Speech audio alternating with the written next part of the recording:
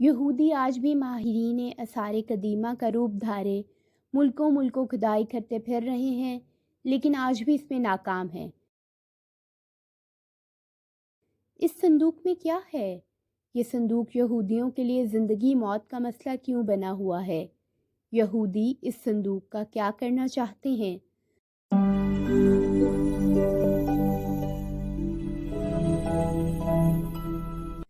سب سے پہلے ہم قرآن پاک میں دیکھتے ہیں کہ اس صندوق کی کیا اہمیت تھی اور اس میں کیا تھا۔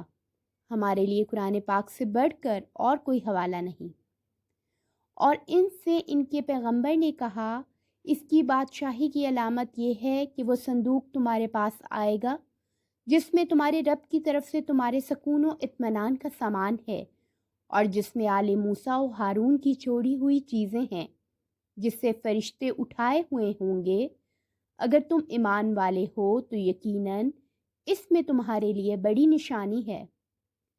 اس آیت مبارکہ میں لفظ تابوت کا مطلب صندوق اور سکینہ کا مطلب ایسا سامان جس سے دل کو سکون اور راحت ملے، یعنی اس صندوق میں ایسا سامان تھا جس کی برکت سے دلوں کی مضبوطی اور تسکین ملتی تھی۔ تفاسیر کے مطابق یہ صندوق سب سے پہلے حضرت آدم علیہ السلام پر جنت سے اتارا گیا۔ یہ شمشاد نامی لکڑی سے بنا ہوا تھا۔ اس مقدس و متبرک صندوق میں حضرت آدم علیہ السلام اپنا ضروری سامان رکھتے تھے۔ یہ صندوق نسل در نسل چلتا ہوا حضرت یعقوب علیہ السلام تک پہنچا۔ حضرت یعقوب علیہ السلام کا دوسرا نام اسرائیل تھا۔ ان کی اولاد بنی اسرائیل یعنی اولاد اسرائیل کہلائی۔ حضرت یعقوب علیہ السلام کے ایک بیٹے کا نام یہودا تھا، جس کی نسل کو ہم یہودیوں کے نام سے پکارتے ہیں۔ یہ صندوق بنی اسرائیل کے پیغمبروں کے پاس آ گیا۔ یہودیوں کے پہلے رسول حضرت موسیٰ علیہ السلام تھے۔ یہ صندوق ان کے زیر استعمال رہا۔ اس میں آپ علیہ السلام اپنا عصا مبارک اور آپ پر نازل ہونے والی تورات کی لوحیں رکھا کرتے تھے، یعنی اس صندوق میں انبیاء کے معجزات کی اشیاء محفوظ ہوتی تھی۔ حضرت موسیٰ علیہ السلام اور حضرت ہارون علیہ السلام کے دنیا سے رخصت ہونے پر ان کے لباس، عصا مبارک، امامہ مبارک اور آسمان سے اتارا جانے والا من و سلوہ بھی اس صندوق میں محفوظ کر دیا گیا، اور یہ صندوق قوم کے سرداروں کی تحویل میں چلا گیا۔ یہ معجزات اللہ کی طرف سے ان کے انبیاء پر اتارے گئے تھے، چنانچہ ان کی برکت سے اس صندوق کو خاص فضیلت حاصل تھی۔ بنی اسرائیل کے لوگ اس صندوق کا بے حد احترام کرتے تھے۔ اس کی وجہ یہ تھی اس صندوق کی برکت سے ان کو بہت سے فوائد حاصل ہوتے تھے۔ کبھی کوئی آسمانی آفت آتی تو یہ صندوق کے سامنے بیٹھ کر دعا کرتے تو وہ آفت حیرت انگیز طور پر فوراً ٹل جاتی۔ کبھی زلزلہ، سیلاب، خوفناک آندھی و طوفان آتا تو یہ تابوت سکینہ کے وسیلے سے دعا کر کے اس سے نجات پا لیا کرتے تھے۔ اسی طرح جنگ و جدل کے دوران بڑے سے بڑے لشکر کے ساتھ مقابلہ کرتے وقت صندوق فوج کے آگے لے کر چلتے، جس کی برکت سے ان کے حوصلے بھی بلند ہو جاتے اور دشمن کی افواج پر کم سے کم جانی نقصان کے بدلے غالب آ جاتے۔ خاص موقعوں اور تہواروں پر یہ صندوق کو عزت و احترام سے کندھوں پر اٹھا کر جلوس نکالا کرتے تھے۔ اس مقدس صندوق کی حفاظت کے لیے فوج کا ایک خصوصی محافظ دستہ تعینات ہوتا تھا۔ یہ قوم بہت عجیب و عادات کی مالک تھی۔ ایک طرف تو صندوق اور اس میں موجود اشیاء کا احترام اس قدر کہ تصور بھی نہیں کیا جا سکتا، دوسری طرف اللہ کے احکامات سے مکمل روگردانی کرنا ان کا معمول بن چکا تھا۔ یہ نہایت ضد، اڑیل، مغرور اور سرکش لوگ تھے، حد سے زیادہ لالچی، مال دولت سے محبت کرنے والے اور ظالم تھے۔ اپنے انبیاء اور علماء کی روک ٹوک پر ان کو خوفناک اذیتیں دیا کرتے تھے۔ جب ان کی سرکشی حد سے بڑھنے لگی تو اللہ نے ان کو عذاب دینے کے لیے ان پر قوم عمالقہ مقرر کر دی۔ اس قوم کے بادشاہ جالوت نے ان پر انتہائی زبردست حملہ کیا، ان کی بستیاں اجاڑ دیں، شہروں کو جلا کے راکھ کا ڈھیر بنا دیا، بے شمار لوگوں کو قتل عام کر کے ہلاک کر دیا اور ان کے تابوت سکینہ چھین کر ساتھ لے گیا۔ مفسرین کے مطابق اس نے اس تابوت کو گندگی کے ڈھیر پر پھینک دیا۔ تابوت کی اس بے حرمتی پر اللہ کی طرف سے قوم عمالقہ پر اللہ کا عذاب نازل ہوا۔ جس شہر کی گندگی کے ڈھیر پر یہ صندوق پھینکا گیا تھا، اس شہر میں ایک عجیب سی وبا پھوٹ پڑی جس کا کسی حکیم معالج کے پاس علاج نہیں تھا۔ لوگ بہت تیزی سے لقمہ اجل بننے لگے۔ لوگ پریشان ہو کے حاکم شہر کے پاس پہنچے۔ اس نے کاہنوں کو جمع کیا اور ان سے اس کے عذاب کی وجہ معلوم کرنا چاہی۔ کاہنوں نے حساب لگا کر بتایا کہ اس عذاب کی وجہ تابوت سکینہ کی شدید بے حرمتی ہے۔ وہ لوگ اس صندوق کو بنی اسرائیل کو کسی صورت میں واپس نہیں کرنا چاہتے تھے، چنانچہ یہ صندوق ایک دوسرے شہر میں جا کر پہنچا دیا گیا۔ حیرت انگیز طور پر صندوق پہنچانے کے بعد اس شہر میں بھی وہی خوفناک مرض پھوٹ پڑا اور ہزاروں کی تعداد میں روزانہ انسان مرنے لگے۔ کہا جاتا ہے اس صندوق کی وجہ سے اس قوم کے 5 شہر مکمل طور پر تباہ ہو گئے۔ مختلف آفات امراض نے اس قوم کو اپنی لپیٹ میں لے لیا۔ اس پر فیصلہ کیا گیا یہ تابوت واپس بنی اسرائیل کو دے دیا جائے۔ صندوق کو ایک بیل گاڑی پر رکھا گیا اور اسے شہر سے نکال دیا گیا۔ خدا کی قدرت سے بیل اس صندوق کو لے کے بنی اسرائیل کے ملک کی طرف روانہ ہو گئے۔ دوسری جانب اس زمانے میں بنی اسرائیل میں حضرت شموئیل علیہ السلام مابعوث کیے گئے تھے۔ حضرت شموئیل علیہ السلام طالوت کو، جو کہ ایک نیک انسان تھے، بنی اسرائیل کا بادشاہ بنانا چاہتے تھے، جبکہ بنی اسرائیل حسب معمول سرکشی اختیار کیے ہوئے تھا، اپنے نبی کی کسی بات پر عمل کرنے کو تیار نہیں تھے۔ آخر کار قوم کے سرداروں نے جان چھڑانے کی خاطر حضرت شموئیل علیہ السلام سے مطالبہ کیا کہ اگر وہ اللہ کے سچے نبی ہیں اور چاہتے ہیں کہ ان کا حکم مانا جائے تو وہ دعا کریں کہ ان کا قیمتی اور مقدس تابوت ان کو واپس مل جائے۔ اگر ان کی دعا قبول ہو گئی تو وہ ان کی ہر بات تسلیم کر لیں گے۔ اس پر حضرت شموئیل علیہ السلام نے حکم ربی سے ان کے ساتھ وعدہ کر لیا کہ تابوت سکینہ اگلے روز صبح تک خود بخود ان کے پاس پہنچ جائے گا۔ اس پر سردار ان کا مذاق اڑانے لگے، کیونکہ وہ قوم عمالقہ کی غضبناکی سے اچھی طرح واقف تھے اور جانتے تھے کہ ان کے قبضے سے اس تابوت کا واپس ملنا ناممکن تھا۔ اگلے روز بیل گاڑی پر لدا ہوا تابوت سکینہ ان تک پہنچ گیا، جس پر حسب وعدہ انہوں نے اپنے نبی کا حکم مان کر طالوت کو اپنا بادشاہ تسلیم کر لیا۔